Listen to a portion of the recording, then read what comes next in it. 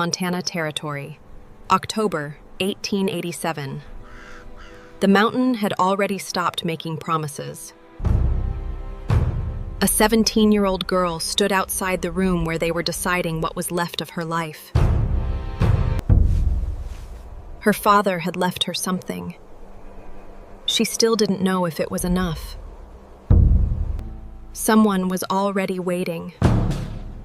Someone who had already decided what she would do next. She walked out with nothing, except the one thing no one in that room knew she had. The cold that settled over Sulphur Creek in October of 1887 was not the killing cold, not yet. It was the whispering kind, the kind that moved through the gaps between cabin walls and pressed against the backs of hands and reminded every living thing that the killing cold was patient. The sky above Ironback Range had turned the particular shade of pewter that old miners recognized before they recognized anything else. The color that meant the mountain had stopped making promises. Wren Halsey stood outside the doors of the town hall with one hand pressed flat against the rough-hewn pine of the exterior wall, not for warmth, but because she needed something solid beneath her palm. Inside, her mother was already seated before the 5 men of the council, her shoulders drawn in the way they had drawn since Davin's funeral, as though Mabel were trying to occupy less space in a world that had made clear it wanted her to occupy none. Wren had been counting her own breaths. Her father had taught her the technique before descending into any shaft where the air pressure changed. You counted breaths until your body understood where it was, until the new reality became the only reality. She was on her 17th count when her fingers found the object inside her coat pocket, a piece of red sandstone small enough to conceal in a closed fist, its surface worn to a smoothness that had nothing to do with water or wind. Scratched into one face with what must have been a nailhead, 2 letters and an abbreviated place name, BN. Below that, in the tight angular script she would have known in the dark, "Don't let anyone know." Wren Halsey had kept the stone in the bottom of his tool chest wrapped in oilcloth for reasons Wren did not yet understand. She had found it that morning while loading what little remained of their possessions into the handcart. She had not shown it to her mother. Data that could not yet be interpreted should not be distributed. That was a rule her father had applied to geological anomalies, to unexpected core samples, to anything that demanded more information before it demanded a response. She pushed through the doors. The room smelled of green lumber and old smoke. 5 men behind the long table looked up at her entrance with expressions that varied between discomfort and studied neutrality. Judge Cormac Whitfield sat at the center, a large man arranged for maximum impression, his watch chain catching what little light came through the single west-facing window, gold against dark wool. He had already begun speaking when Wren took her place beside her mother, his voice carrying the particular cadence of a man who had rehearsed his own generosity until it sounded effortless. The board had reviewed their situation. The cabin on Mill Row was needed for the incoming assayer, a position the town required to manage the shift from silver to copper extraction, a transition that would benefit everyone in Sulphur Creek. Surely they understood. The board was not without compassion. The board had in fact secured for Mabel Halsey and her daughter a parcel of land, 3 acres at the northern edge of the territory boundary, deed-free of any encumbrance, no cost whatsoever, theirs entirely. One of the other men unrolled a map and pointed. Wren looked where he pointed. She knew the place. Everyone in the valley knew it by the name the children had given it, the Widow's Notch, for the dark fissure that split the rock face on its upper slope.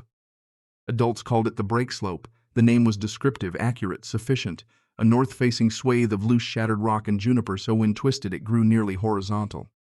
No timber worth cutting, no soil worth turning, the snowmelt that ran off at each spring carved gullies that vanished before they could be caught.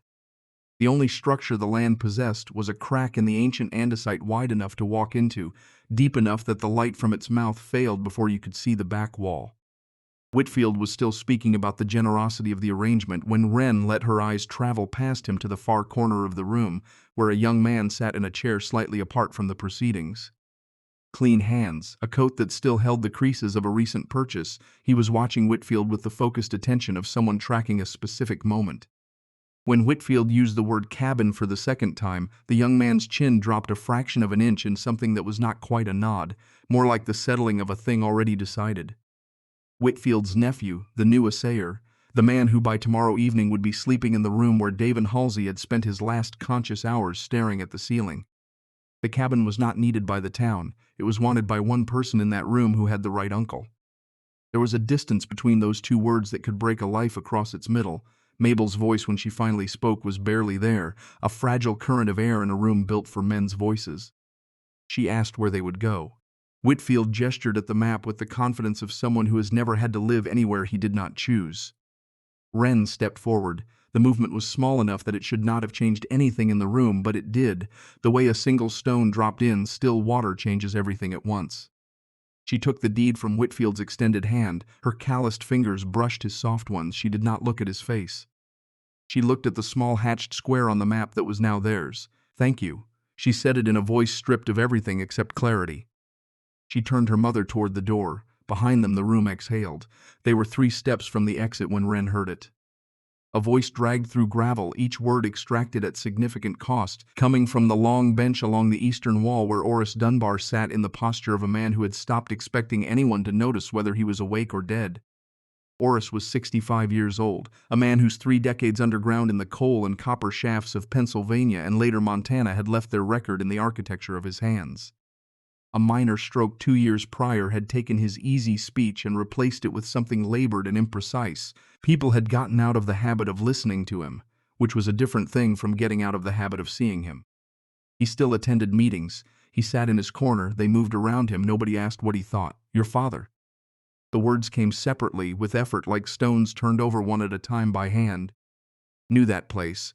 Wren's hand found the doorframe. She turned. Oris's eyes were already closed, his chest rising in the slow rhythm of apparent sleep.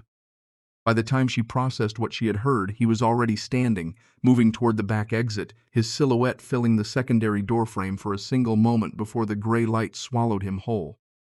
She stood with the deed in one hand and a question in the other. Neither had an answer yet. Outside, the cold reasserted itself without apology. Sutter Briggs was leaning against the post at the corner of his father's store, with his arms crossed over his chest in the specific posture of a young man who wants to appear as though he arrived there by accident. He was 19, with a face still negotiating its final arrangement, the bones not quite committed, the expression on top of them shifting with a calculated restlessness he had mistaken for intelligence. When Wren and Mabel came through the door, he unfolded himself from the post. He had heard about the council's decision.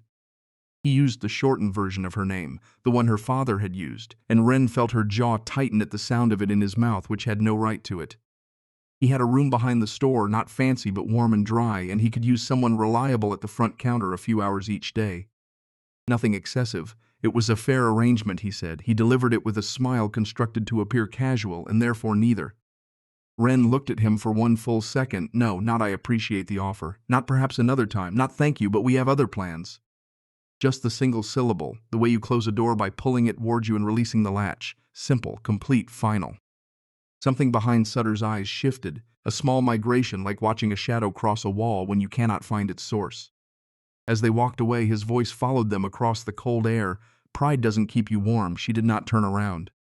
Mabel's hand found hers and held it. Doc Harlan Pruitt's office occupied the back half of a frame building on Anvil Street, a single room with a particular smell of carbolic acid and old paper that Wren associated with the week after her father's death, when she had spent a great deal of time in medical offices receiving information she didn't want in voices that were trying to be kind. Pruitt was 60, lean in the way of men who have never paid much attention to eating, with spectacles that appeared to be in a permanent state of almost falling from his nose. He was not a warm man, he was an honest one, which in Wren's experience was rarer and worth considerably more. She went to see him alone, without her mother. She needed the information delivered cleanly, without Mabel's face in the room receiving it at the same time as her own. Her father had taught her this principle applied to geological reports as much as to anything else. Receive the difficult data privately first, then decide what to share and how. Pruitt had examined Mabel the previous week. He told Wren what he had found in the voice of a man reporting a measurement. Mabel's lung tissue was severely compromised. The scarring was advanced, the result of years living near mine dust and burning wood in sealed rooms through hard winters. Extended exposure to cold, damp air, or air compromised by heavy particulate from stove smoke, and Mabel Halsey would not survive to see February.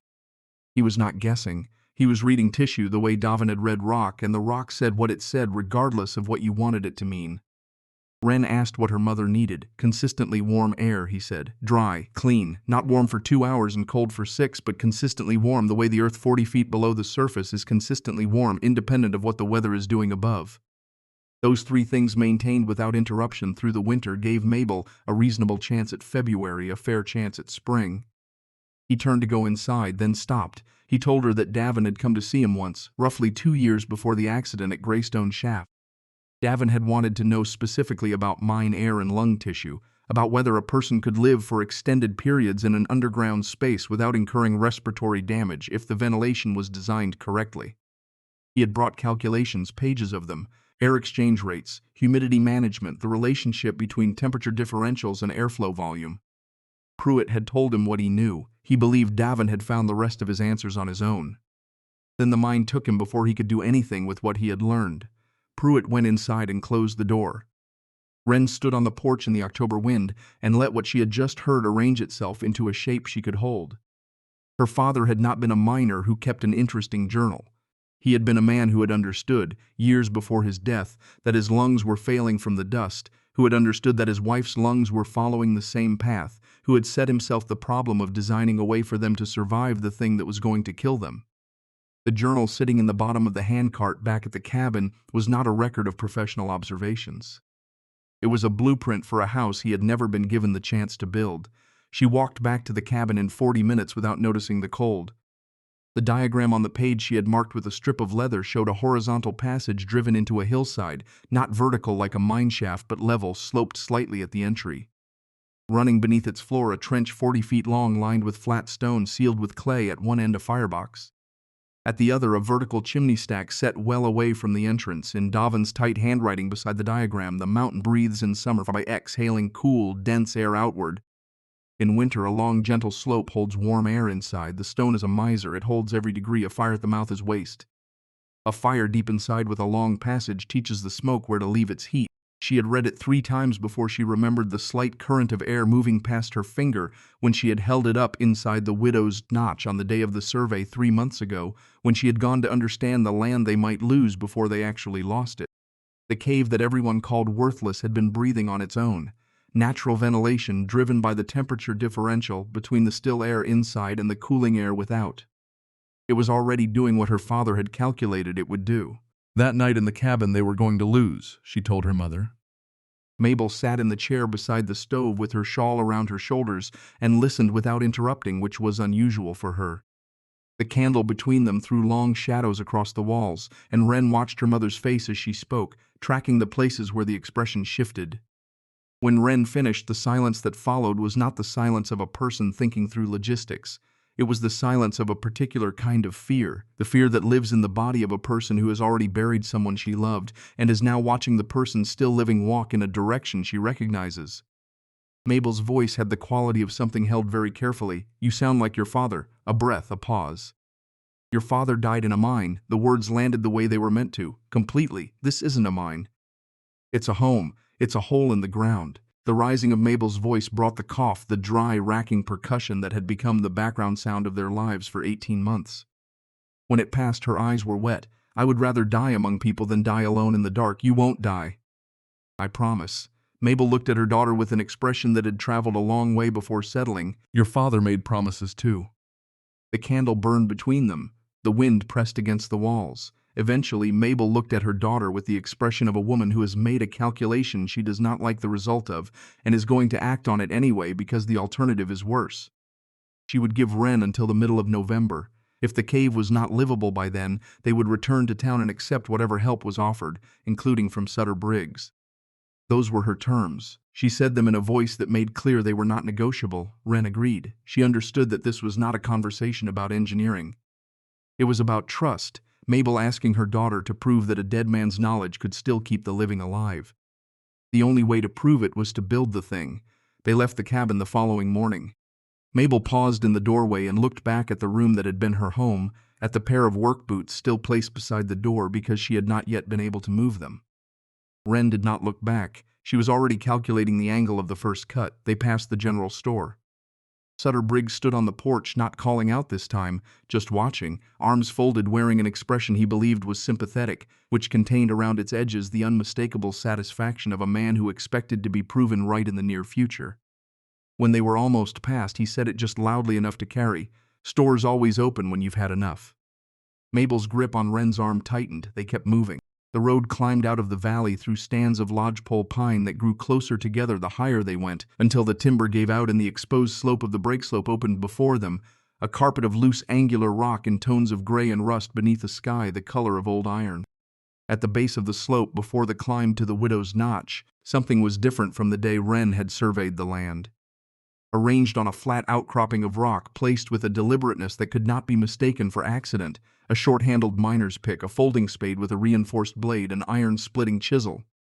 Old tools, every one of them, the surfaces worn smooth from extended use, but sharp, properly maintained, the metal clean of rust. Beside the tools, drawn in white chalk on the flat face of the rock, an arrow pointed uphill toward the cave mouth. Next to the arrow, the number 2, followed by a degree symbol. Wren crouched and examined the pick most carefully, running her thumb along the beveled edge of the head. The grinding angle was specific, shallow in a way that was not intuitive, the kind of technique that had to be taught rather than arrived at independently. She had seen this angle once before, on the tools in her father's kit, the ones he had brought from the mining community in western Pennsylvania where he had learned the work. A regional method passed down through men who had cut coal and copper from eastern mountains before they came west.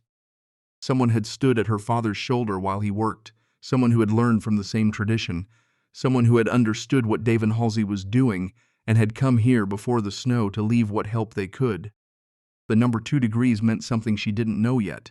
She stored it in the back of her mind the way her father had taught her to store geological anomalies, a fact awaiting its context, significant in a way she couldn't yet articulate.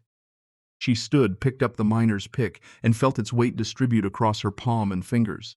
For the first time since the morning they pulled Davin's body from the Greystone shaft, she did not feel completely alone in what she was carrying.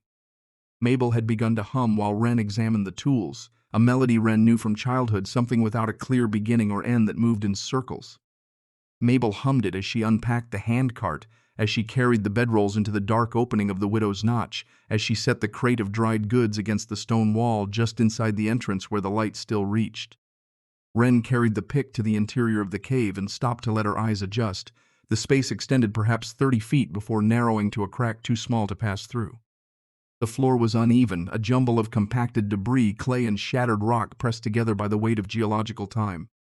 The walls rose 7 feet at the mouth and dropped as the passage deepened. The air was still cool, carrying the smell of wet stone and deep time, the smell of somewhere the surface world had not yet reached. She raised the pick, felt the weight of it, found the end of the arc, and drove it into the cave floor. The impact rang through the handle and up her forearms and into her shoulders and settled in her back teeth as a vibration she would learn to ignore. She pulled the head free. The mark it left was small. She adjusted her grip and drove it down again. The first inch took 20 minutes. She had 5,279 more inches to go, a number she had calculated in the dirt outside the cave while Mabel arranged the food stores, a number she had looked at for a long time before deciding that the only useful response to an impossible number was to stop looking at it and make the first inch. The floor of the Widow's Notch was not soil. It was glacial till, a dense marriage of clay and angular stones deposited by ice that had retreated 10,000 years ago and left behind its worst material, the kind that resisted every tool and returned every blow with interest. Each swing of the pick transferred force back through the handle with a stubbornness that felt personal. Each shovelful, once she had loosened enough material to fill one, weighed more than it had any right to. From the first evening, Wren constructed a temporary wind barrier across the cave entrance, a sheet of oilcloth stretched tight on a salvaged wood frame, fitted to block the prevailing draft while still allowing the natural airflow she had felt on her earlier visit to continue its slow circulation. This mattered more than anything she could have done to make the space comfortable. The sealed cabin below, with its wood stove burning all night, had been slowly filling Mabel's damaged lungs with particulate from hours of breathing trapped combustion air. The cave, even unfinished, even cold, offered something the cabin never had: air that moved, air that had not already passed through fire. By the time the light at the cave entrance had shifted from afternoon gray to early evening gray, she had cleared a section 4 feet long and 2 feet wide to a depth of 8 inches. She sat on the edge of what would become the firebox end of the trench and opened her father's journal to the page with the diagram. She had memorized it, but she looked at it again, because looking at Davin's handwriting was a different thing from looking at a copy she carried in her head. The penstrokes had his quality in them, deliberate, precise, with something underneath the precision that was not quite warmth but was close to it. The 40-foot measurement, the notations about the stone lining, the clay ceiling, the dimensions of the firebox chamber. The note about the chimney stack set well away from the entrance, its placement dictated by the need for maximum distance between fire and exit, maximum contact between hot gas and stone before the gas escaped. She closed the journal. Mabel appeared at the cave entrance with a tin cup of water carried up from the creek in the valley below. She did not say anything about the amount of progress Wren had made, which was the correct response. She handed over the cup, sat on a flat stone near the entrance, and watched the late light move across the ridge above them. "Your father used to come home from the shaft," Mabel said, looking at the ridge, not at her daughter, "and sit on the back step before he came inside. Sometimes for half an hour. I used to watch him through the window. He would put his face in his hands and sit there very still." She was quiet for a moment, then every morning he went back. Wren drank the water. She handed the cup back.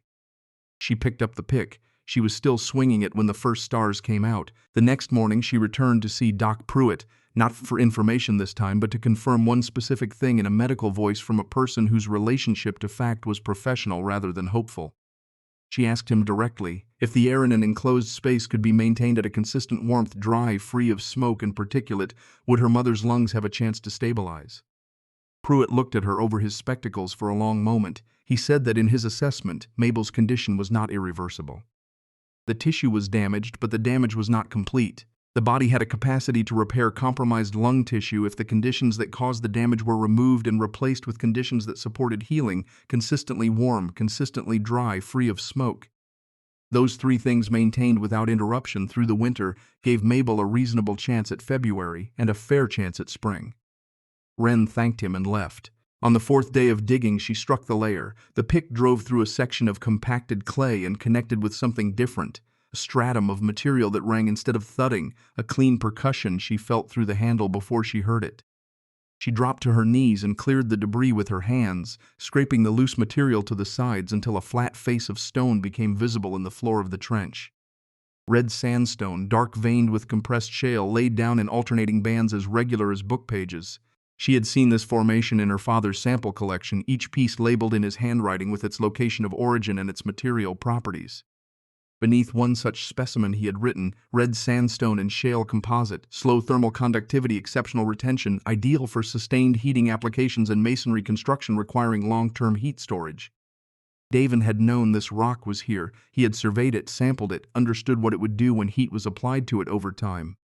He had chosen this cave not because it was available or because it was hidden, but because the stone beneath it was precisely what he needed. The break slope was worthless to everyone who looked at it as a problem of surface. It was invaluable to a man who knew how to read what lay beneath.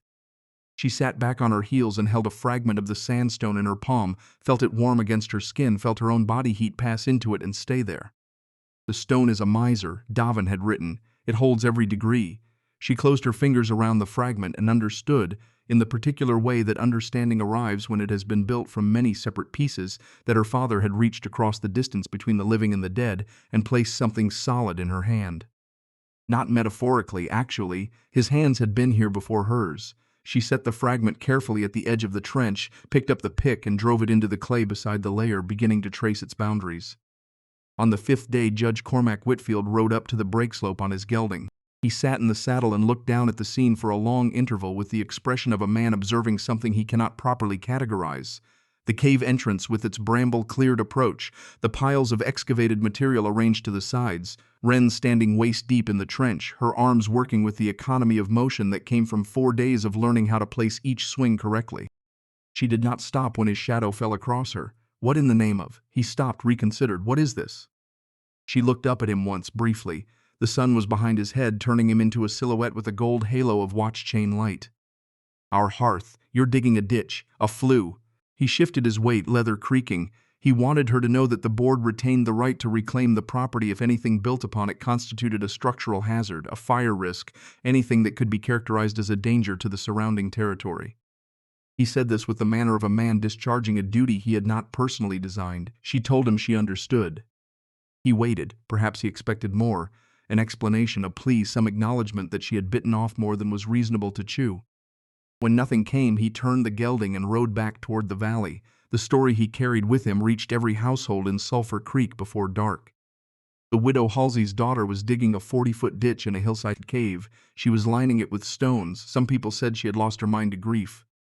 Some said she was trying to dig her way down to her father. One name for the project spread faster than the others, the kind of name that carries both contempt and a nervous undertone, as though the people using it are not entirely certain the contempt is warranted. Scree Folly. The phrase had the rhythm of something people would keep saying long after they had stopped thinking about whether it was accurate. Wren heard none of it. She was in the trench. On the 6th day, the sky came down low and gray and the temperature dropped 8 degrees by mid-morning. Mabel worked outside the cave entrance, selecting flat stones from the loose material of the slope, testing each one for flatness and weight, rejecting those that would not sit flush against their neighbors. The work was exacting, producing no visible progress from a distance, the kind of labor that looks like standing around until you understand what it is building toward. Wren watched her mother from inside the trench and thought about how much of what her father had accomplished at Great Stone Shaft was invisible in exactly this way. The patient reading of conditions, the slow accumulation of understanding, the work that looked like nothing until the moment it looked like everything. Mabel coughed twice in the morning and once in the afternoon, fewer times than she had coughed on any single day inside the cabin. The air on the slope, even cold, was cleaner than the air in a sealed room heated by a wood stove. The improvement was small. Wren noted it the way her father had noted small improvements in core sample results, not as a conclusion but as a data point worth tracking. On the 7th day, a woman appeared at the creek below the break slope. Wren had gone down to fill the water bucket. Vera Kane was standing on the far bank with a bundle wrapped in canvas, her round face broadcasting every emotion it contained in a way that most people in this valley spent their whole lives learning to prevent. She was 35, married to Luther Kane, who had built more structures in this territory than any other man alive, and was proud of it in the way that men who have built things worth being proud of are permitted to be proud. Vera was not a woman who typically appeared at creek banks carrying bundles for people her husband had not specifically blessed the carrying of. She held the bundle across the water without preamble. Wool yarn, a tin of rendered fat, half a loaf from the previous morning's baking. Luther didn't know she was here. He would be angry. He believed what Wren was doing up on that hill was dangerous. Wren looked at the bundle. Her first impulse was what it always was, refusal. The instinct of a person who had built the architecture of her survival around the principle that accepting anything from another person created a door through which need could enter. But she thought of her mother's shawl, thin wool worn through at both elbows, and she thought of the cough that had followed Mabel across 18 months of insufficient warmth. She took the bundle. Vera's face relaxed by several degrees. She said she watched from her kitchen window every morning. She had never seen anyone work the way Wren worked. Then she turned and walked quickly back through the trees toward the world of convention and approved behavior, returning before it noticed she had left. Wren stood by the creek and held the bundle in both hands. Something in her that had been frozen since the morning they pulled Davin's body from the gray stone shaft shifted slightly, the way river ice shifts in the first week of March. Not breaking, not flowing, only acknowledging the possibility of eventually doing both. That evening, Mabel heated the lard in the small tin pan they had brought from the cabin and fried flat bread she had made from their flour stores, pressing it thin against the heated slate near the cave entrance. The smell filled the cave opening and drifted uphill, and Wren ate 3 pieces standing up because she was too tired to sit down. Mabel watched her daughter eat with an expression that was trying to be something other than frightened and not quite managing it. Wren opened the journal to the page she had marked. She read the passage about the firebox dimensions and the minimum distance required between the fire chamber and the first section of enclosed flue.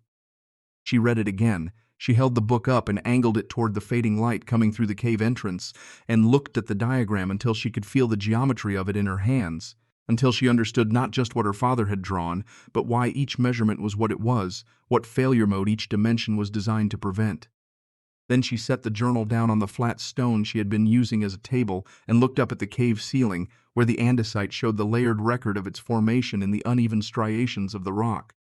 Her father had been here. He had swept his lamp along these walls and seen in them what she was only beginning to understand how to see. The stone in her coat pocket, scratched with his instruction about keeping a secret, was the record of a man who had found something valuable in a place everyone else had dismissed, who had understood that the value depended on the secrecy being maintained until the right person was ready to use it. Outside, the wind from the northwest built through the evening, moving through the exposed rock of the break slope with a sound that was not quite a voice, but was close enough to one that Mabel pulled her shawl tighter and moved closer to the cave wall. The temperature inside the unfinished cave dropped as the air moved through cold from the entrance, reaching cold from the rock. They had a small fire near the mouth that night, the last night they could afford to burn that way, the heat rising straight up and leaving through the opening above it, doing what fire does when there is nothing to direct it. Wren lay in her bedroll and listened to her mother breathe in the dark. The cough came twice more before midnight, then the breathing settled into something steadier. She reached for the journal without lighting the candle and held it in both hands in the darkness, her fingertips finding the pages, pressing against the paper where her father's hand had pressed. She could not read the words, she did not need to. She needed to know that the hands that had filled these pages had done so in the full knowledge that the mountains were indifferent to everyone's suffering, that the cold was coming regardless of what you wanted or deserved, and that the answer was not to plead with the mountain, but to learn its language well enough to make it work for you instead of against you. She made herself believe this for the second night in a row. It was getting easier, not because it was becoming more certain, but because the alternative was something she could not afford. Not with 40 feet of trench still to go, not with winter pressing down from the northwest like a hand, not with her mother's breathing marking the seconds in the dark beside her. Outside the widow's notch, the wind moved through the stones of the exposed slope with that almost voice quality, and the darkness was complete and full of cold. Two women lay in their bedrolls, breathing the still air of the mountain's interior. Somewhere in the town below, the people of Sulphur Creek burned their wood and assumed their walls were enough. The mountain breathed out slowly in the dark, its ancient interior warmer than its surface, patient in the way of things that measure time in geological intervals, indifferent as always, waiting to be understood. The second week of digging taught Wren things about her own body that she had not known were available to learn. The shoulders gave out first, not in the sense of stopping, but in the sense of changing their relationship to pain, accepting it as a permanent condition rather than a warning. By the 8th day, the warning system had been overridden entirely, replaced by a dull, constant pressure that lived between her shoulder blades and moved down her arms when she swung the pick, retreating to the center of her back when she stopped. She learned to work inside the pain rather than around it, the way her father had described learning to work inside the noise of the shaft until the noise became the silence you operated in. The glacial till gave way in unpredictable intervals. A section would yield 3 inches in an hour, the pick moving through with something approaching ease, the material loosening in satisfying chunks the short spade could bite into cleanly. Then the next section would close up, dense clay packed around angular stones that had been sitting in the same position since the last ice age, and the pace would drop to 1 inch per hour, sometimes less. She learned to read the surface before she struck it, the way the color shifted from grayish-brown to a darker reddish tone when embedded granite was close. The way the sound of the pick changed a half-second before the impact registered in her hands. She was learning the cave the way her father had learned every shaft he worked, by listening to what it was willing to tell her before it told her anything she hadn't asked for. By the 10th day, Mabel's pile of usable stones stretched 12 feet along the uphill wall of the cave entrance, a careful stack representing hours of solitary judgment. Each stone had been selected to tolerances of less than a quarter inch, the kind of invisible precision that nobody watching from a distance would recognize as work at all, but that would determine whether the completed system held its heat or bled it through imperfect joints. On the 12th day, Luther Kane came up the hill. Wren heard the cart before she saw it, the mule's hooves on the loose rock of the lower slope, the creak of the axle working against its load. She climbed out of the trench and stood at the cave entrance, covered in the pale dust that came off glacial clay when it dried. Luther pulled the mule up at the base of the slope and studied the scene before he studied her. The cart was loaded with Douglas fir, straight-grained, seasoned 12 months minimum, the kind that went up clean without splitting. Enough for a lean-to with a real floor. Beside the lumber bags of limestone, a bucket of mortar he had mixed himself to the right consistency. He had thought about their situation, he said. A south-facing lean-to built against the rock wall would catch afternoon sun through January. He could have something livable standing in 3 days. Wren listened to all of it. She waited until he had finished, which was a courtesy her mother had insisted on even in arguments. Then she knelt at the edge of the completed section of flue, struck a match from the tin in her pocket, lit a handful of dry juniper needles she kept there for this purpose, set the small flame at the mouth of the firebox chamber. The smoke did not rise.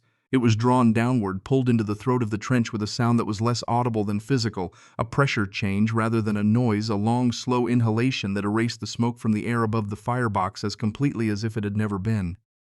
Luther stared. His face moved through several expressions before settling on something that was not quite skepticism but was not its opposite either. He said it was the wind coming through the cave mouth creating a draft effect. Wren told him it was not the wind.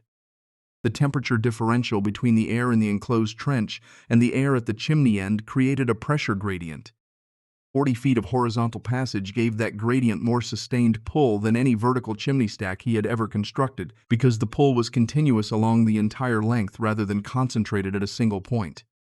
The longer the passage, the more surface area for heat exchange. The more surface area, the more heat transferred to the stone before the gas escaped. Luther's expression settled into something firmer. Physics didn't work horizontally, he said. He had seen a family die in the winter of 1879, a man in the next offally who thought a cave with a fire inside was shelter. A wife, a daughter who had been the age of his own Dottie. He had been part of the party that found them in the spring. He had carried the child out himself. Wren listened to every word. She did not dismiss what he was telling her, because what he was telling her had the weight of a real thing that had happened to a real person, the kind of weight only truth carries. She held it where it deserved to be held. Then she said that in the family in the next valley the smoke had no distance to travel. In her system the smoke traveled 40 feet through stone before it left the space, losing its heat to the rock at every inch of contact. The rock stored that heat. The rock released it back into the room for hours after the fire was banked. The air that left through the chimney would be cool by the time it exited. That family died from smoke in an unventilated space. Her mother would breathe air warmer than any cabin in the valley, cleaner than any air generated by an open hearth, continuously maintained by a thermal mass that did not cool in the hours between fires. The silence afterward had the quality of two structures bearing different loads, each one convinced its foundation was the sound one. Luther said he would leave the wood. He said she might change her mind. He wished her well, the words carrying the weight of something trying not to be a farewell. He turned the mule cart around. The creak of the axle going downhill was a different sound from the creak of it coming up. The story he carried back to Sulphur Creek had a different quality from the story Whitfield had carried the week before. Whitfield's version had contained bewilderment. Luther's contained something closer to unease, the specific alarm of a man who had seen something he couldn't properly explain, had explained it away to his own satisfaction, but could not entirely eliminate the memory of smoke going down when it should have gone up. Wren was in the trench when these accounts were in circulation. She was making 1 arm length of progress per day on the good days, half that when the pick connected with embedded rock and the work became a different kind of work entirely, the kind that measured itself in fractions rather than feet. Mabel appeared at the cave entrance with a shawl pulled tight around her face. She had been selecting stones all morning, and the work had colored her cheeks in a way that was better than the color they had been in the cabin, though neither of them mentioned this. She lowered herself carefully onto the flat stone near the entrance, and for a while neither of them spoke. There was a variety of silence between them that had developed over the past 2 weeks, not the silence of people who had run out of things to say, but the silence of people engaged in a shared project large enough to absorb all the ordinary conversation. "Your father used to describe the stone as having memory," Mabel said finally, watching a hawk work the thermals above the ridge. "He said every shaft he ever cut was a conversation. The stone would argue, he'd argue back, and eventually they'd reach an agreement." Wren pulled a large chunk of till free of the trench floor. "He was more patient than I am." Mabel looked at her daughter for a long moment. He wasn't. He just didn't let the impatience show in his hands. On the 16th day, Vera Kane returned to the creek. This time she brought her daughter. Dottie was 7 years old, with brown curls that had staged a full escape from their braiding, and a voice that carried across the exposed slope the way bells carry, cleanly without effort, as though the air itself wanted to help it travel. Vera brought wool stockings for Mabel, a pot of rendered beef fat, 2 apples from the cellar still firm enough to have texture. Dottie watched Wren work the clay slurry into the joint between 2 sections of flue stone with the back of a flat tool, pressing it into every gap, smoothing it to a continuous surface. The child had the directness of someone who had not yet learned that most adult activities were not meant to be questioned. Something in Wren's chest released. Not dramatically, just a small unclenching, like a fist opening around a stone it had been holding too long. She laughed. The sound surprised her. Genuine, involuntary, the first laugh she had produced in several weeks. "Warmer than a bear," she told Dottie. Much warmer than a bear. Vera worked beside her for 2 hours in the comfortable silence that exists between people who have established they can occupy proximity without requiring it to mean something socially expensive. Before she left, she said that Luther knew she came here. He didn't forbid it. He didn't speak of it. She thought the demonstration with the burning juniper needles had lodged in a place he hadn't expected it to lodge, and that he was turning something over in his mind that he wasn't ready to turn over in public yet. Wren filed this where it was useful, not immediately but potentially. On the 20th day, she built the first chimney stack. 3 feet of limestone, carefully chosen from the material Luther had left, mortared with the clay slurry mixed to the consistency Davin's journal specified. She set it 40 feet from the cave entrance at the far end of the completed trench where the flue gas would exit. Each stone placed by hand, each joint sealed until the mortar was continuous. It had taken 2 full days. She had been precise in a way that went beyond necessity into something that was closer to belief, the way people who are not sure something will work put more care into the making than they would if they were certain. That night she slept deeper than she had slept since before Greystone Shaft. In the morning the stack was rubble. She stood before it with her hands at her sides. The stones were scattered across a 4-foot radius, the mortar joints broken cleanly in the way they break when force is applied to the stone above rather than the stone below. The ground around the base of the former stack was soft from the previous evening's light rain, soft enough to hold the impression of a boot heel. The impression was deep, the kind that comes from a person standing with their full weight above it, not stepping but pressing, as though the act of destruction required a kind of deliberateness that ordinary movement did not. Beside the ruin, a broken bottle lay where it had landed, the glass dark with the remnant of whiskey. Mabel appeared at the cave entrance. Her voice was carefully positioned between anger and fear. Who did this? Wren did not answer. The answer was not something she was ready to spend energy on.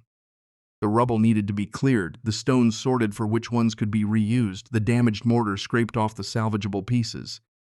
The stack needed to be rebuilt. These were the facts of the situation arranged in the order they needed to be addressed. That afternoon she walked into Sulphur Creek. The general store's bell rang when she pushed through the door. Sutter Briggs looked up from the sorting he was doing at the counter, dividing hardware into bins by size, a task that required no thought, which was likely why he had chosen it. When he saw her, his hand stopped moving. His face arranged itself into the expression of a man who has been rehearsing for a specific scene and is not entirely certain he is prepared for the right version of it. Wren told him she needed wire, 8 yards medium gauge suitable for framing joints along with 6 butt-style hinges and a quart of linseed oil for wood preservation. She would pay in labor. 1 full day in the stockroom organizing and inventorying the back shelves, which she could see from the doorway were in a condition suggesting nobody had touched them in months. Sutter's mouth opened. He had been ready for accusation. He had been ready for tears, which he had been telling himself he would handle with great sympathy, which he had been secretly hoping for, because tears were a kind of need, and need was the currency he understood. He had not been ready for commerce. His voice, when it finally engaged, had the defensive quality of a man caught not where he expected to be caught. Thought you didn't need anyone. Wren held his gaze without expression. I don't need charity, I'm purchasing goods. He filled the order. She came back the following day and spent 8 hours in the stockroom working through the inventory with the systematic efficiency of someone who had organized her father's sample collection, his toolkit, his geological records, his entire professional life in the weeks after his death, when organizing was the only activity that created the illusion of control. She worked without speaking beyond what the task required. Sutter watched her from the doorway of the stockroom for portions of those 8 hours, unable to account for the specific discomfort her silence produced. He had expected anger, which he knew how to navigate. He had expected wounded pride, which he knew how to manage. What he was experiencing instead had no name he could locate, the sensation of being assessed accurately, found insufficient, and then having the other person decide not to invest further energy in the finding. When she left, she had the wire, the hinges, the oil. She had not mentioned the chimney stack once. She rebuilt the stack over 2 days, beginning with a trench 6 inches below grade so that its base sat below the surface rather than resting on it. She packed the space around the buried base with heavy angular stones, each selected for weight. The stack itself she built with the same joint depth, the same slurry consistency. When it was done, she covered the lower 3 courses with flat capstones set horizontally, their weight pinning the structure to the grade below. To dislodge it now required a pry bar or a significant amount of time and intention, neither of which could be applied quietly in the dark. She worked with a different quality of attention than she had brought to the first stack. Not more careful exactly, but more aware of what she was building against as well as toward. Vera came a 3rd time on the day the rebuilt stack was cured. She brought Dottie again, who had apparently decided that visiting the widow's notch was a standard feature of her week and conducted herself accordingly. Vera worked beside Wren for 2 hours in the comfortable silence that had by now established itself between them. Before she left, she said that Luther had begun asking questions she hadn't heard him ask before. About heat, about stone, about why certain old structures held their warmth better than others. She said this carefully, without interpretation, leaving the space around it for Wren to fill or not as she chose. Wren thanked her for the apples. She was already calculating the next section of flue before the two figures disappeared below the slope. The crisis came 12 days before Mabel's deadline. Wren was working the final section of the trench, the last 5 feet before the connection point where the flue would terminate at the base of the rebuilt chimney stack, when the pick broke through a layer of compacted gravel and water began to seep in from below. Not a surge, not a rush, just the quiet insistence of hydrostatic pressure finding a new path the way water always finds a new path when you give it one.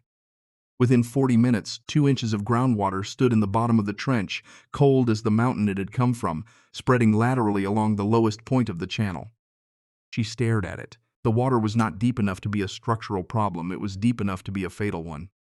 If water stood in the flue, the hot gas from the firebox would not transfer its heat to the stone. It would flash to steam, filling the passage with moisture rather than warmth, inverting the thermal differential in exactly the wrong direction. The 45 feet of carefully selected stone lining packed in clay slurry would become a heat sink rather than a heat source. The system would not fail slowly, it would simply not work at all. She sat in the trench with her legs in the cold water. The architecture of her certainty, constructed with the same care as the flue itself, began to show its stress fractures. She had accounted for rock, she had accounted for cold, time, isolation, skepticism. She had not accounted for the earth itself producing the specific failure mode she was now sitting in. The thing she had trusted most completely had introduced the thing she had not planned for. Mabel looked down into the trench from the edge. She did not speak. She could see the water. She could see her daughter's face. She understood that anything she said at that moment would land wrong, and so she said nothing, which was its own kind of love. Wren opened the journal. She turned pages carefully, looking for anything about water management, drainage, horizontal passage construction in areas with subsurface moisture. She found references to mineshaft drainage, to pump systems, to the placement of adits relative to water tables. Nothing that directly addressed an existing trench already lined with stone, already sealed with clay, now compromised by seepage from below. She found the damaged page near the back of the journal, a few pages from the end. Something wet had landed on the ink while it was still fresh, smearing the text into gray streaks. She had noticed it before without being able to read it. She angled it now toward the October light coming through the cave entrance, tilting the page until the light raked across the surface at the lowest possible angle, throwing the pen's impressions into faint relief against the texture of the paper. Words emerged from the damage. Not all of them, not completely, but enough. Grade the floor 2 degrees. Water follows grade, not hope. 2 degrees. The number chalked on the rock beside the arrow on the morning she arrived. The number she had stored and not yet understood. She closed the journal. She sat in the water for another minute, letting the number find its position in the structure of the problem.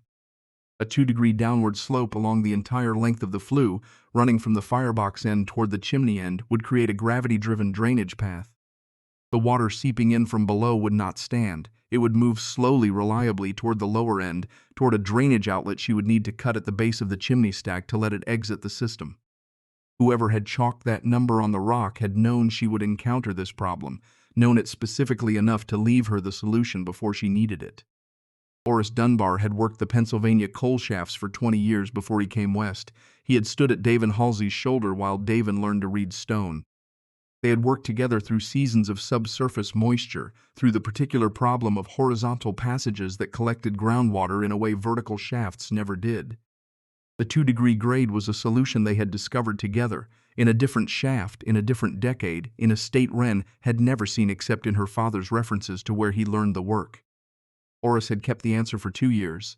He had left it where she would find it. The solution was not complicated. Implementing it was. She spent the next 3 days reopening sections of the trench she had already sealed, adjusting the grade to achieve a consistent 2-degree slope across the full length, cutting a narrow drainage channel along the lower edge of each section to carry the seep water toward the exit point. Each reopened section had to be releveled, restoned, resealed with fresh slurry. The work was the opposite of building. It was the disassembly of what she had built in order to build it correctly. She worked past dark using a lantern set at the firebox end of the trench, its light traveling 40 feet to the far wall, illuminating the job in the long, unforgiving shadows of a single source. On the second day of regrading, she tried packing clay against the lower wall of the trench to redirect the seep water before it entered the system, the theory being that blocking the water's entry point was more efficient than managing it after entry. The clay held for 4 hours. Then the hydrostatic pressure behind it built to the point where the clay failed along a seam she hadn't reinforced, and the water returned in a slightly different location, as though it had simply found a new door. She removed the failed clay pack and returned to the grade approach. On the third day, the drainage channel reached its full length. The grade was consistent across all 40 feet, measured with the plumb bob from her father's kit. The seep water moved toward the exit point at the base of the chimney stack. She spent the afternoon cutting the drainage outlet there, a narrow slot through the stone that would allow the water to exit the flue system and disperse into the hillside below.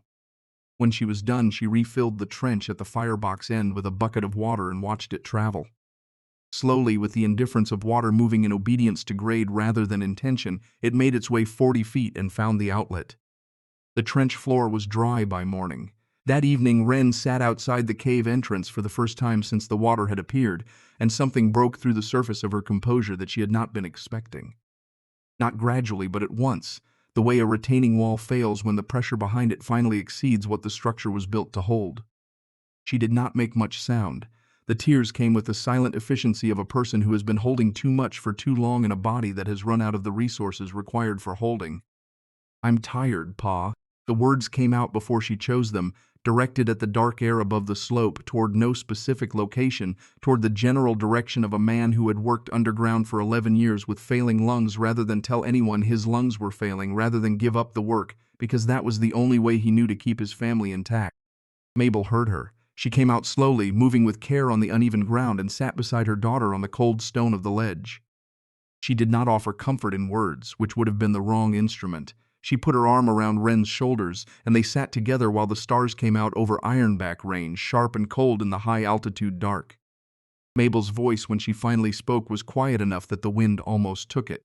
She said that Davin had cried too, every night after his shift, sitting on the back step when he thought she wasn't watching. He would put his face in his hands and stay there sometimes for half an hour. Then every morning he went back into the shaft. She said this not as a lesson but as a fact she had been holding for 2 years, waiting for the moment when it needed to be heard rather than stored. Then she said the thing she had never said. Davin had known about his lungs long before the accident, not suspected. Known, the way a man who reads geological evidence for a living reads what his own body is telling him and cannot pretend the data means something different from what it means. She had known he knew. She had watched him know it. Had understood without being told that the journal was not a record of observation but a record of construction, that he was building toward a specific conclusion and could not afford to be slowed by the emotional weight of what he was keeping from her. She had let him keep it. She had watched him keep it. She had understood that the keeping was also a form of love, the same form as the 40-foot flue, the same form as every diagram in the book. Which was, "I will not let this take you." He was not building a house, Mabel said. He was writing a promise. The mind took him before he could keep it, but Wren was keeping it. Wren had been keeping it from the first day she drove the pick into that floor. Wren did not speak. She reached across and took her mother's hand, the thin hand with its prominent joints, the hand that had been selecting flat stones for 3 weeks with the patience of a person who understands that the invisible work is also the necessary work. They sat like that while the cold settled in around them, the mountain breathing its slow exhalation into the dark.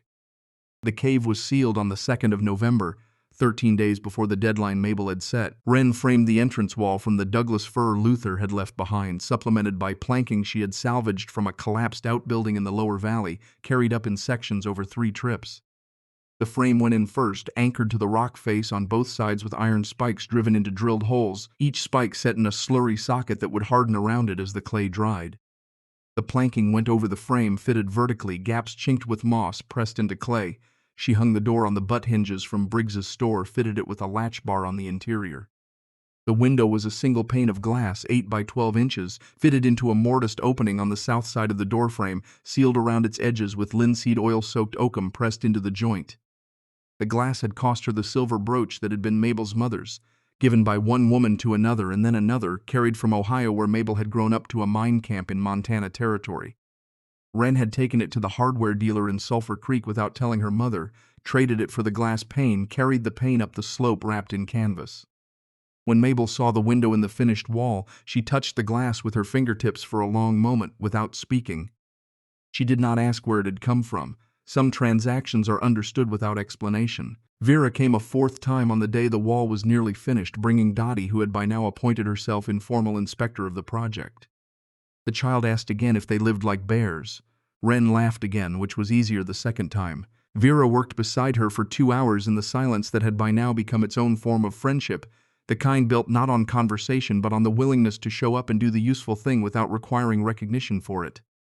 Before she left, Vera said that Luther had spent the previous evening reading something he had borrowed from the public records. Old survey notes. She didn't know what he was looking for, but he had been very quiet afterward, in the way he was quiet when something had shifted in his thinking that he wasn't ready to discuss. Wren filed this. She was already calculating the first firing sequence by the time the two figures disappeared below the slope. The first fire was built on the 4th of November. She laid the juniper branches in the firebox chamber with the care of someone setting a foundation stone, driest material at the base, the slightly less dry above it, the arrangement designed for consistent combustion rather than fast ignition.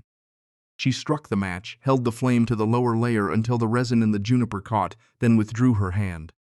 The fire took. It grew to the size the firebox permitted, controlled by the air intake she had set at the chamber mouth.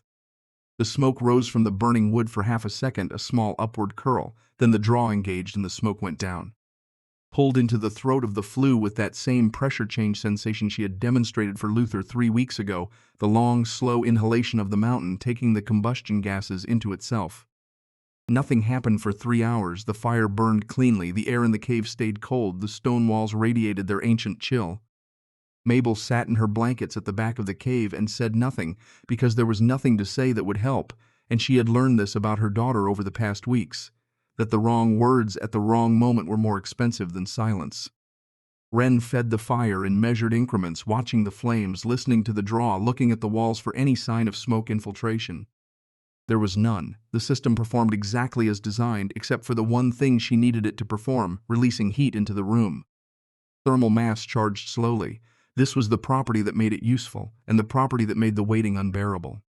She lay down on her bedroll late that night with the fire banked to a bed of coals, the lantern dark, the cave full of the kind of darkness that has weight. She pressed her palm flat against the cave floor near the firebox end. Cold stone. She moved her hand along the line of the buried flue.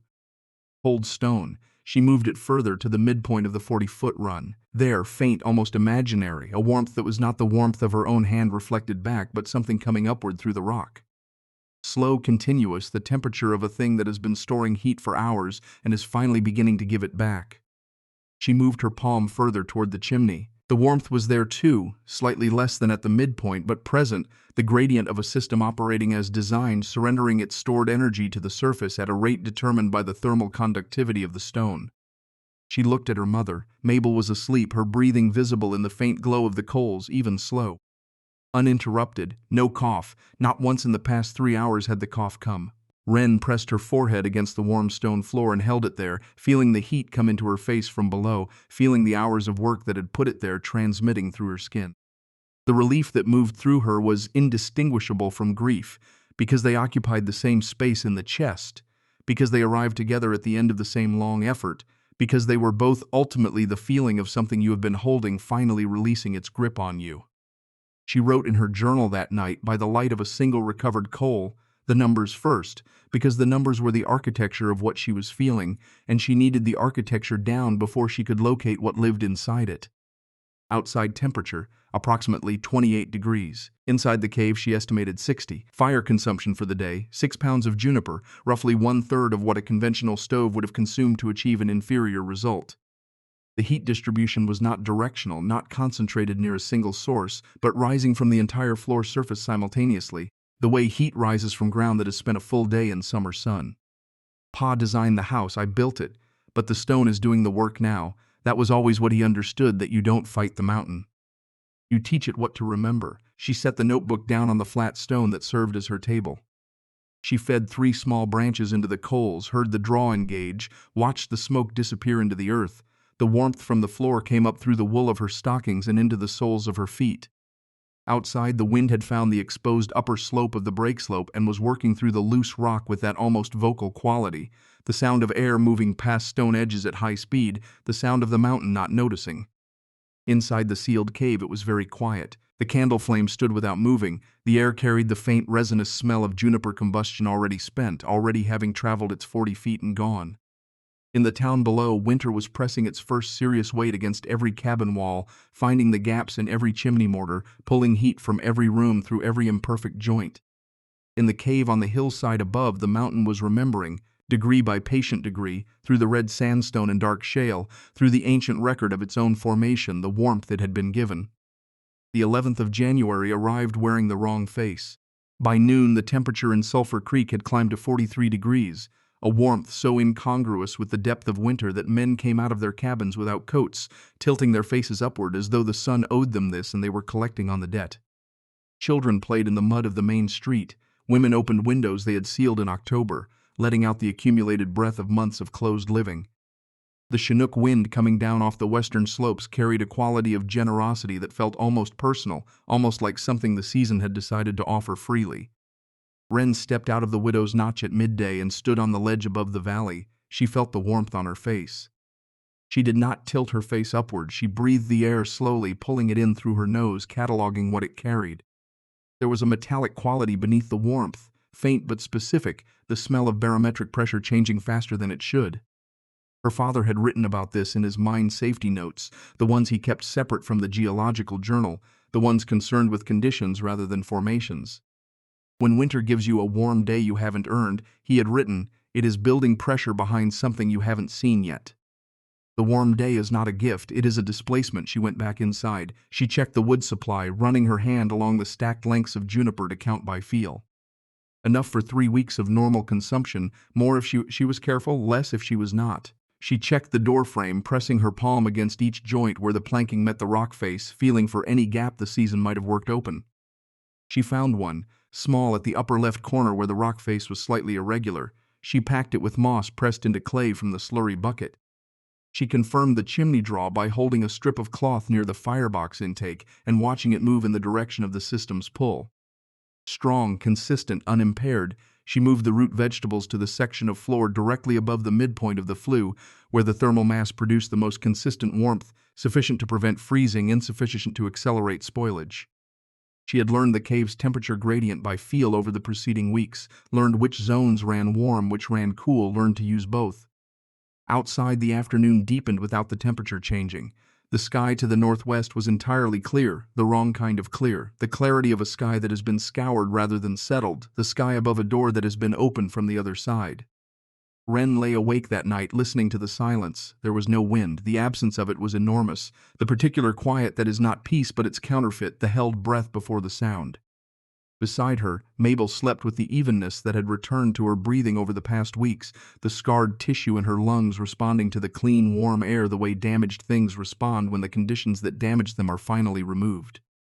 The sound Wren was waiting for came at 1 in the afternoon on the 12th of January. She heard it first as a change in pressure rather than a sound, a subtle shift in the air inside the sealed cave, the faintest flex of the front wall planking in its frame. Then the sound arrived, not a howl, not a roar, but something below both of those, a frequency that bypassed the ears and registered in the chest, in the back of the throat, in the body's oldest understanding of what the world was capable of producing when it decided to stop being accommodating.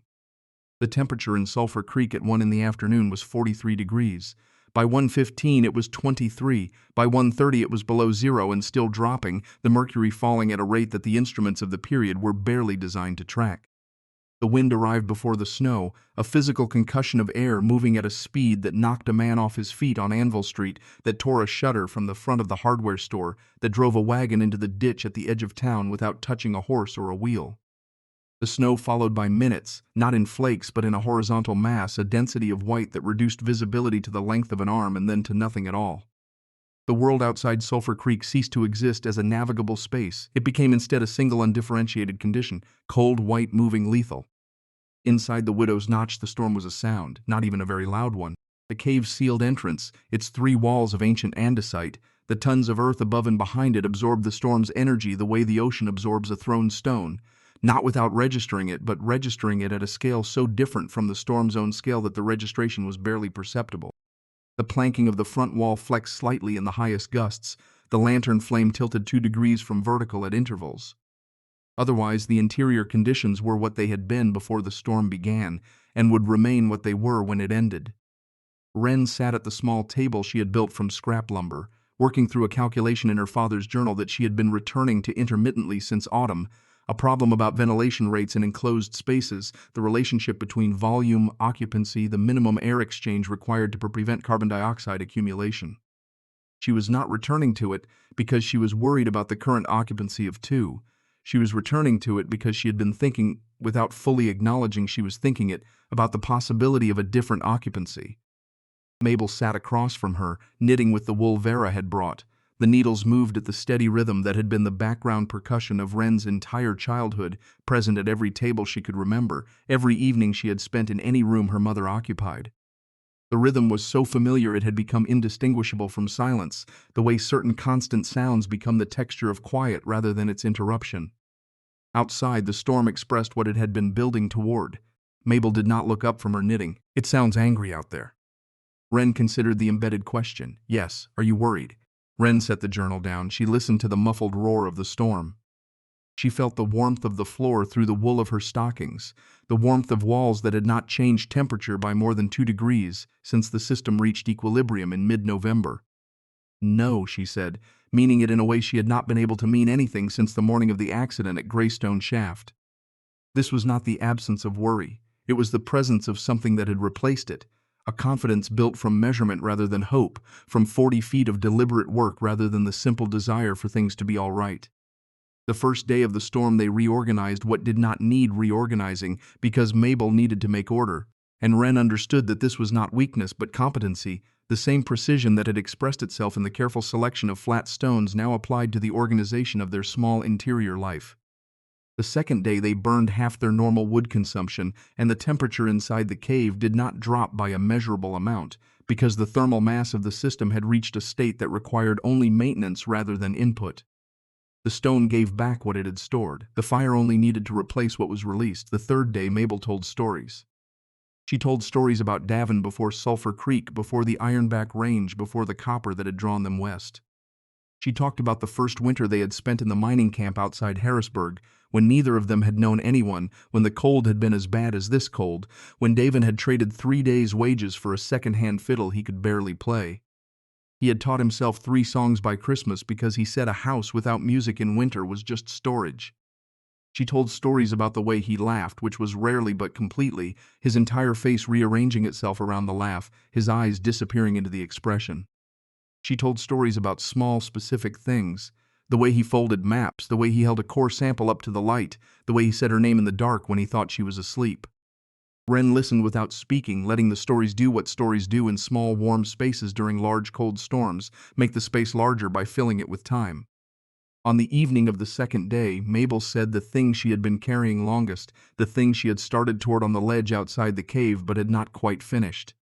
She said that she had known about Davin's lungs, known he knew, and had understood without being told that he was building toward something she couldn't see yet.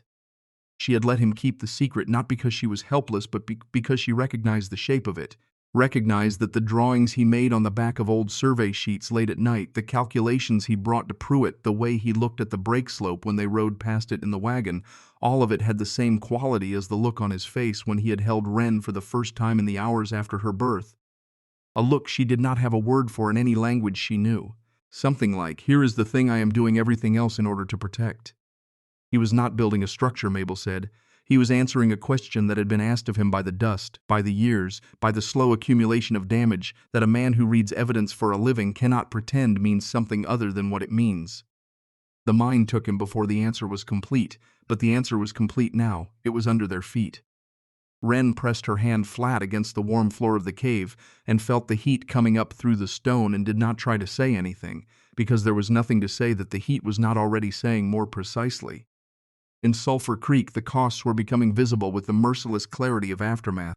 In the cane house, the finest structure in the valley by any measure, the storm found what good carpentry cannot conceal, the places where warm air escapes through log walls when the pressure differential between a heated interior and a sub-zero exterior drives it out regardless of what the builder intended. The fireplace consumed logs at a rate that converted Luther's carefully maintained winter supply into a monument to miscalculation. He fed it 3 lengths at a time. The flames were massive, theatrical, producing a circle of genuine heat extending perhaps 8 feet from the hearth in all directions. Beyond 8 feet, the temperature dropped sharply. Young Eli had developed a fever the morning before the storm, the ordinary kind that comes with childhood illness. Under ordinary circumstances, it would have required broth, rest, close attention for a few days. Luther had positioned the boy's cot as near to the hearth as possible, kept him covered with every blanket in the house, watched the color slowly steady in the child's face as the warmth worked. Eli was going to be fine. Luther could see that. The fever was not dangerous, but keeping the boy fine required wood he was running out of. He stood at the dwindling pile and counted. The arithmetic was uncomplicated and catastrophic. At the current rate of consumption, they had enough to last through the night, into the following morning if he was disciplined. After that, he would begin on the furniture. After the furniture, the floor planking. After the floor planking, the structural elements that held the roof in place, at which point the question of heat would be superseded by a different and more immediate question entirely. He looked at his wife across the room. Vera was watching him with an expression he had not seen on her face in 23 years of marriage. It contained no accusation, no anger, nothing he could defend against or respond to with action. Only the quiet arrival of a truth she had been calculating for several hours and had now finished calculating. He had built this house. He had built this fireplace. He had built the system now failing to keep his family warm enough. The failure was not a failure of craftsmanship. It was a failure of understanding. Those were different things in ways that mattered enormously to a man whose identity was built on knowing what he was doing. Both of them were thinking about the same hillside. In the general store, the elder Briggs was coughing. Sutter heard it from the back room, where he was feeding the pot-bellied stove with inventory, display stands, packing crates, the decorative shelving his father had installed when the store was new, and prosperity had seemed like a permanent condition. The cough was deep, wet, carrying a specific resonance that Sutter's body recognized before his mind did. He had been 9 years old the last time he heard that sound from someone he loved. It had come through a different wall in a different town, and it had continued for 3 months before it stopped. He stood in the doorway between the back room and the store floor and listened to his father cough, and something in him went very still in the way of a person who has been running and suddenly cannot remember why.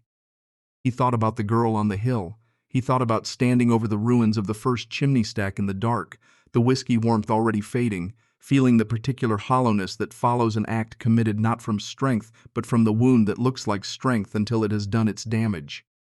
He thought about what he had felt through the soles of his boots when he stood on the buried flue, that warmth rising from the earth, steady, sourceless, impervious to the night air above it. He had felt it. He had known what it meant. He had been drunk enough to pretend he hadn't. Doc Harlan Pruitt had 3 patients on the floor of his surgery, a man from the eastern edge of the territory boundary caught between his barn and his cabin when the storm hit, fingers blackened on both hands. 2 men from the mill who had been working the exterior loading platform when the temperature dropped and had kept working for 20 minutes longer than they should have because neither one had wanted to be the first to say the obvious thing.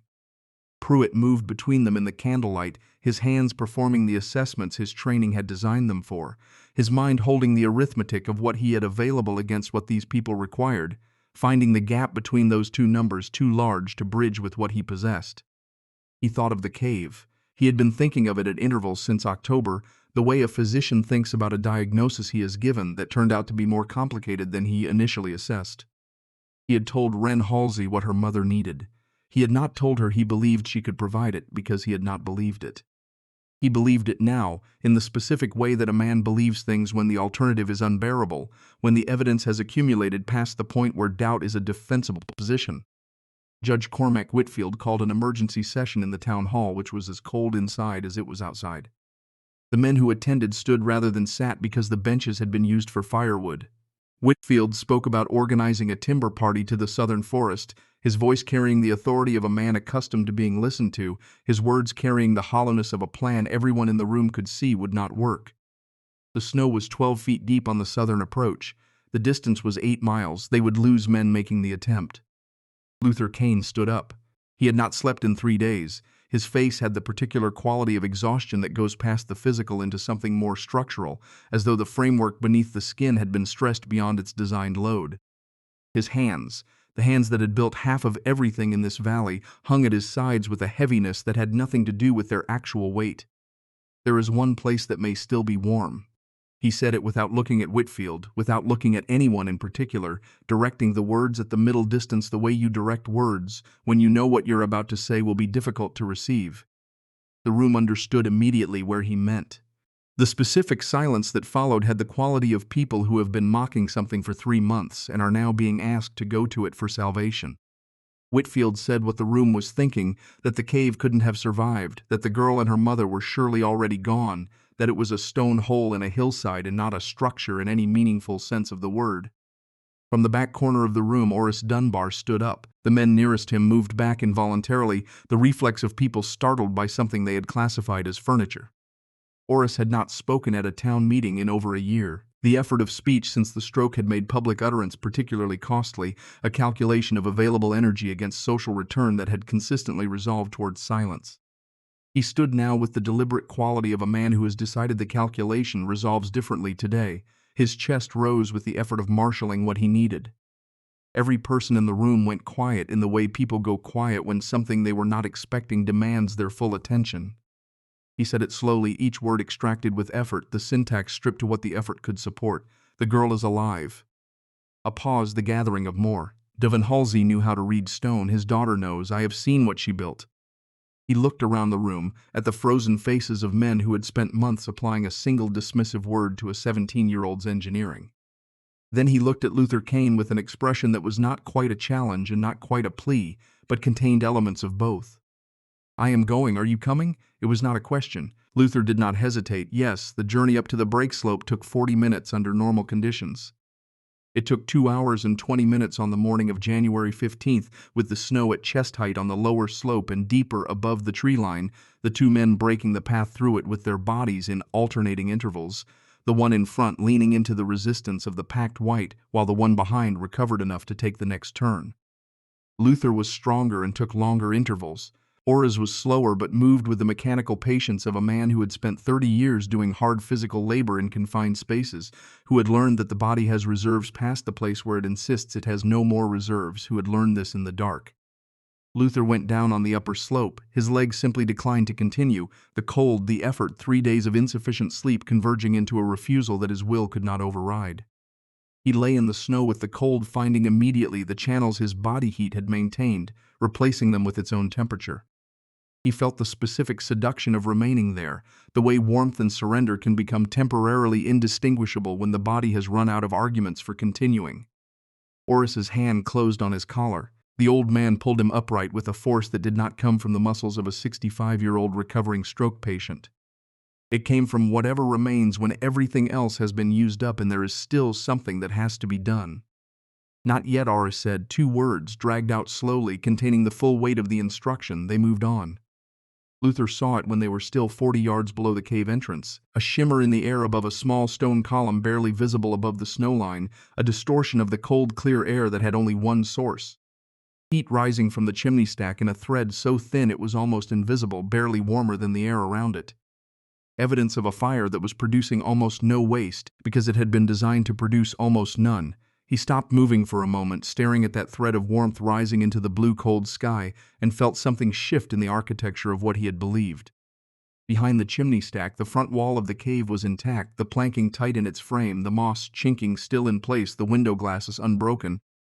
Warm amber light in the window, small but unwavering, the light of a room where the conditions for light had been consistently maintained. Luther raised his frozen hand and knocked. The door swung inward. The warmth did not blast out at him the way the heat from an overloaded hearth blasts, aggressive, directional, dissipating in seconds. It enveloped him the way water envelops when you step into it, surrounding rather than striking, present on all surfaces simultaneously. He stepped across the threshold and the warmth was under his feet, through the soles of his boots, in the air against his face, radiating from the rock walls on both sides of him. Even sourceless, the warmth of a system rather than a point. Wren stood inside the door in a wool dress, no coat, no shawl.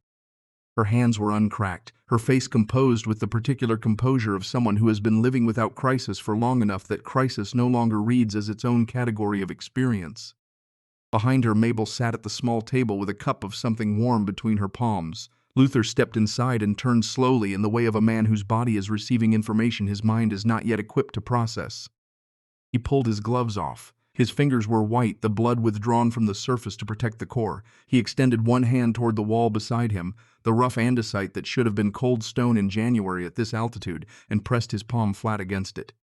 Warm, not scorching, not uncomfortable, not the concentrated heat of a surface near a fire. Warm in the way that living things are warm, with an interior source radiating outward, with a consistency that did not diminish as he held his hand, that did not peak and retreat the way the warmth near an open hearth peaks and retreats. The mountain was warm. He stood with his hand on the warm mountain and understood, in the way that understanding sometimes arrives only through the body and not through the mind, that everything he had believed about how shelter worked was incomplete. He had built boxes that held people while the cold worked on them from outside. He had built them well, better than anyone else in the territory. But the principle they operated on was resistance, and resistance is always a losing proposition when the force you are resisting is the Montana winter at its full extension. This girl had built something that did not resist. She had found the temperature that the earth maintained regardless of what the surface was doing, 40 feet down year-round, and she had made it accessible. She had not fought the mountain. She had asked it to remember something, and it had.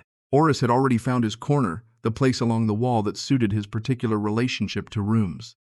He sat on the warm floor with his back against the warm stone and closed his eyes. The expression that settled onto his weathered face was not the expression of a man who had just survived a difficult journey. It was the expression of a man who has arrived somewhere he has been trying to reach for a long time. Devon, he said quietly, to the air in the cave, to the stone, to whatever remained of a man who had designed this warmth and never felt it. You would have loved this.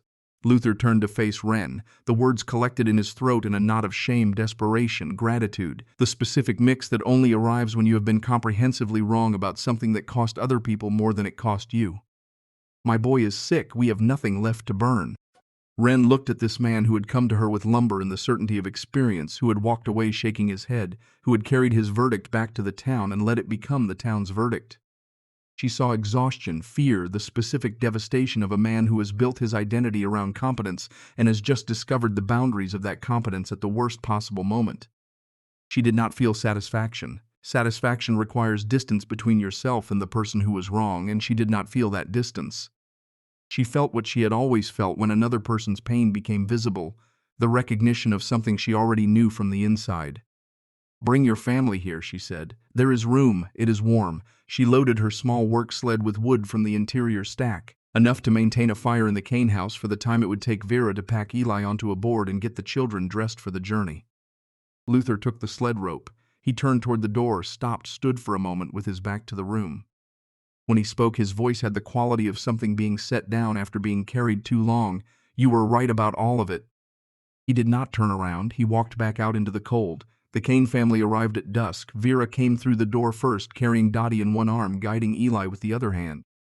The boy was flushed with 4 days of fever, leaning into his mother's side, but his eyes were tracking. His color was better than it had been in the cane house, and the warmth hit him across the threshold like a hand pressed gently against his chest. Vera's eyes found Wren first, then the cave interior, then Mabel, already on her feet at the firebox, preparing the heated cloth. Vera set Dottie down, crossed the small space in 3 steps, put her arms around Wren with a force that communicated everything that words at that moment were not large enough to contain. Mabel moved to Eli without being asked. She set up a cot for him near the warmest section of floor, directly above the midpoint of the flue, and began the patient work she had learned over years of managing the physical deterioration of someone she loved. She heated water in the tin pan, soaked cloth strips, laid them against the boy's forehead and chest, replacing them when they cooled.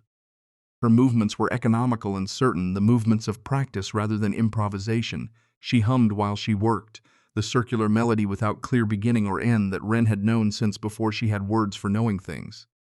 Eli stopped moving against the restlessness of the fever. His hand came up and found the edge of the warm cloth and held it. Vera watched from across the small space, watched this woman who had been referred to in this town as the widow with nothing, who had been handed a worthless piece of hillside because her circumstances made her easier to dismiss, tend to the boy with the confidence of someone who has never needed a credential to know what she knows. At some point, without deciding to, Vera reached across the space between them and took Mabel's free hand. Mabel did not stop working. She held Vera's hand and kept her attention on Eli and kept humming, and the 2 women sat across from each other in the warm cave while the child between them breathed his way back toward ordinary.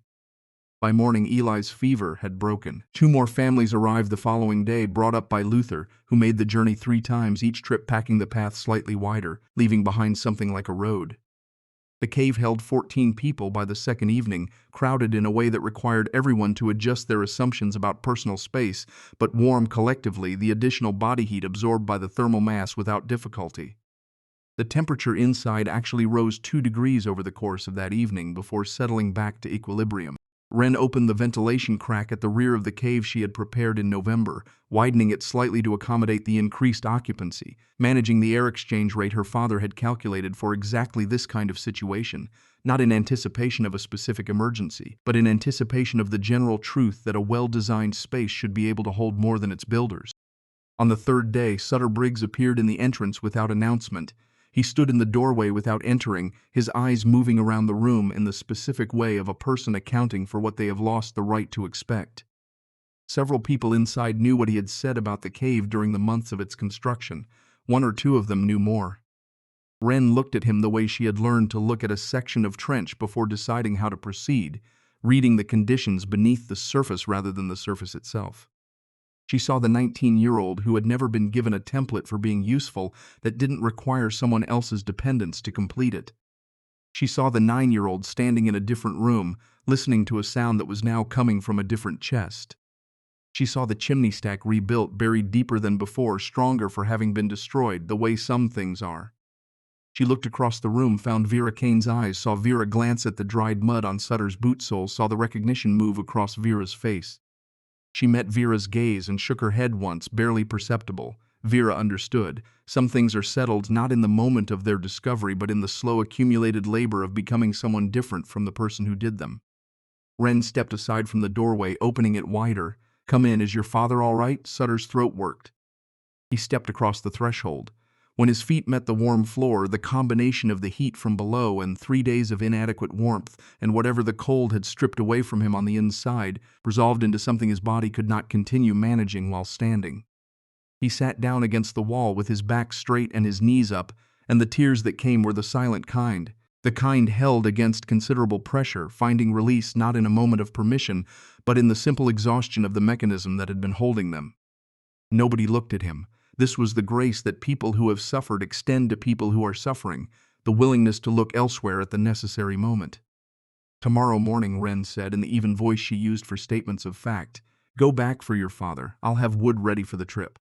Sutter looked up at her from the floor, something stripped down in his expression to something she had not seen there before. "Why?"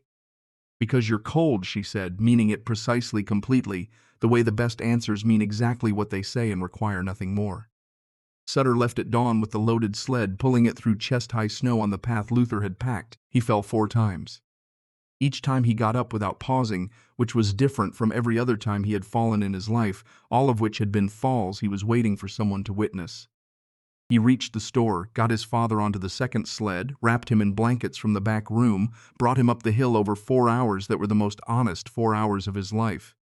When he arrived, his hands were bleeding inside his gloves. He did not mention this. When the storm's full accounting was done and spring began its slow reclamation of the valley, Sulphur Creek emerged into a different light than the one it had gone under.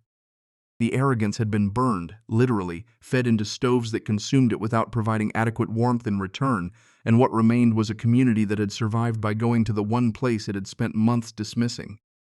The reckoning with this was not comfortable. It did not produce in most people a clean or simple humility. It produced something messier and more durable.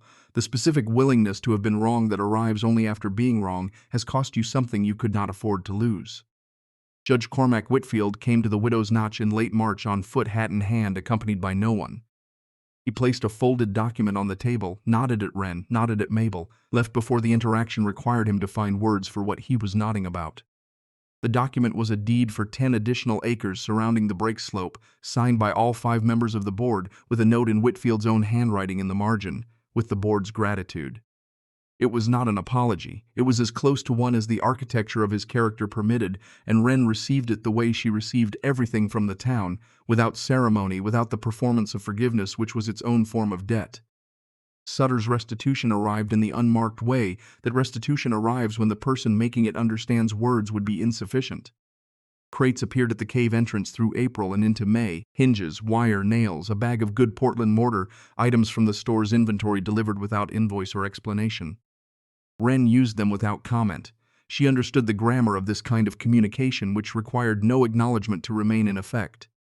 The collaboration with Luther Kane began one evening in the second week after the storm broke, when the last of the families had returned to their own structures and the cave held only its two permanent occupants again. Luther came up the hill and stayed until the light was nearly gone, sitting at the small table with Wren while Mabel read near the firebox. He asked the question he had been carrying since the moment his hand touched the warm wall. Why hadn't she found a way to make him understand? Why hadn't she forced the demonstration before he walked away? Because I hadn't learned yet how to trust anyone, Wren said. I only knew how to trust stone. His hands rested on the table with a heaviness that had nothing to do with their actual weight. I only knew how to trust wood. They looked at each other across the table. Between them was the specific recognition of two people who have been speaking different dialects of the same language and are hearing the other's dialect clearly for the first time. Luther leaned forward and drew on the frost that had accumulated on the interior of the window glass, the cold outside reasserting itself against the warm within, leaving a surface that accepted marks. He drew a frame properly jointed. Inside the frame, running beneath the floor line, he drew a channel. Wren watched. When he finished, she reached past him and adjusted a single line, tilting the channel's trajectory slightly to account for the grade of the building site he had sketched. He studied the adjustment, nodded. She nodded. The design on the frost was the work of neither of them separately, and it would outlast both of them in the structures it would become, in the warmth those structures would produce through winters that had not yet arrived. They called it the Halsey hearth. The name traveled with the people who had spent 3 days in the cave and returned to their ordinary lives with the memory of warm floors in their feet, with the need to explain to others what they had experienced. By the following winter, it was being built in 6 new structures in the valley. By the winter after that, travelers coming through Sulphur Creek on the Territorial Road were stopping to look at the unusual houses, the ones that sat into the hillsides rather than rising above them, with their small distant chimney stacks and their floors that held warmth hours after the fires were banked. Horace Dunbar died on a Tuesday afternoon in September 3 years later, in the corner of the cave that had become his afternoon destination, in the chair Wren had built for him from the last of the Douglas fir, with a cup of tea cooling in his hands. Mabel found him. She said he looked peaceful, which was true. She said he looked like he was sleeping, which was also true. Wren buried him on the hillside above the cave entrance, beside a large piece of the red sandstone formation she had discovered in the cave floor, set upright in the earth with its veined face outward. She did not mark it with his name. The stone was sufficient. He would have understood this, having spent his life in the company of stone, having understood long before most people do that the things we carry say more about us than any inscription. Mabel Halsey outlived every calculation Doc Pruitt had made in October of 1887 by 31 years. The clean, warm air of the cave did what Pruitt had said clean, warm air could do if it was consistently available. It allowed the damaged tissue in her lungs to stop sustaining damage, to begin the slow repair that the body performs when the thing destroying it is finally removed. She lived to see the Halsey hearth become the standard building method for 3 counties. She lived to see her daughter become the person the valley turned to when it needed to understand something about how the earth worked, about what the earth could provide if you approached it as a student rather than an opponent. She lived to see winter arrive and recede and arrive again many times, always outside, never reaching in. She died in the cave in her own bed, with the floor warm beneath her as it had been every night for more than 3 decades. Wren held her hand through the night. When she was gone, the cave was quiet in the way of a place that has been lived in fully and continues to hold the evidence of that living in its walls, in the specific warmth it produces, in the smell of all the fires that have burned in it and left their thermal content in the stone. Years after Mabel's death, a traveler came through the valley on the Territorial Road and stopped at the general store, by then a tidier, quieter establishment managed by a lean man with steady eyes and the particular attentiveness of someone who has learned to be genuinely present in a room rather than performing presence. The traveler asked about the unusual houses. The man behind the counter directed him to the town records office. In the records office, the traveler found 2 journals. The first was old, its leather cover worn to a smoothness that spoke of decades of careful handling. The pages inside were filled with precise angular handwriting, accompanied by detailed diagrams of geological formations, heating systems, ventilation calculations.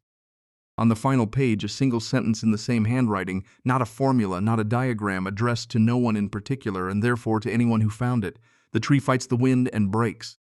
The mountain does not fight the cold. It absorbs the sun and remembers its warmth. Be the mountain. The second journal was newer, its handwriting the same basic formation as the first but differently inflected, the handwriting of someone who learned from the same source but developed her own relationship to the page. The final entry was brief, written in a hand that had steadied with age into something close to the first journal's precision. Pa designed the house. I built it. Mama made it a home. None of us could have done any single one of those things without the other two. That is what he was trying to tell us, I think, all along. Not to be strong, to be necessary to each other.